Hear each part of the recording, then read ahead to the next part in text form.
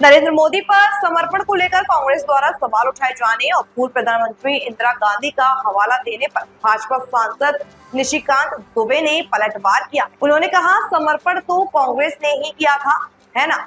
1991 का जो समझौता हुआ था वो आपकी सरकार के समय हुआ था। 1994 में जब नरसिम्हा राव प्रधानमंत्री थे तब उस समझौते को लागू किया गया था। उसी समझौते में आपने तय किया था कि हमारी सेना कहां तैनात होगी, नौसेना की तैनाती कहां होगी, वायुसेना कब और कैसे कार्रवाई करेगी, और यह सब 15 दिन पहले बताना होगा। क्या यह राष्ट्रद्रोह नहीं था?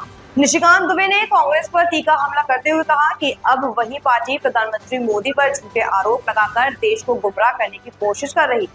उन्होंने कहा कि प्रधानमंत्री मोदी ने हमेशा देश की संप्रभुता और सुरक्षा को सर्वोपरि रखा है, जबकि कांग्रेस ने अपने कार्यकाल में रणनीतिक समझौतों के जरिए देश की सैन्य ताकत को कमजोर करने का काम किया है। सरेंडर तो उन्होंने किया ना, 1991 का एग्रीमेंट है, जब आपकी समर्थित सरकार थी, आप समर्थन दे रहे थे केंद्र की सरकार को। 94 में इसको इंप्लीमेंट किया जब नरसिम्हा राव जी इस देश के प्रधानमंत्री थे। आपने ये कहा कि हमारी आर्मी कहाँ पोस्ट होगी, नेवी कहाँ पोस्ट होगी, एयरफोर्स कैसे एक्शन लेगी, ये सब 15 दिन पहले बताना है। ये देशद्रोह नहीं है। दूसरा सवाल ये है कि आर्मी कह रही है कि हमने आतंकवादी ठिकाने को नष्ट कर दिया, आर्मी कह रही है कि हमने उनके एयरबेस को तबाह कर दिया। पूरे न्यूयॉर्क टाइम्स से लेकर वाशिंगटन पोस्ट तक कह रहा है कि जो भारत कह रहा है वही सही है। मसूद अजहर आतंकी के जो है 14 परिवार के लोग मारे गए, उनको 14 करोड़ रुपया जो है पाकिस्तान सरकार दे रही है। कल माननीय प्रधानमंत्री जी कह रहे हैं कि आतंकवादी घटना के लिए जो है हमने आर्मी को पूरा फ्री हैंड दे दिया है। अब कोई भी आतंकी घटना होगी तो आतंकवादी को और पाकिस्तान की मिलिट्री को हम बराबर मानेंगे। इसके बावजूद भी आप जो है हिसाब किताब मांग रहे हैं।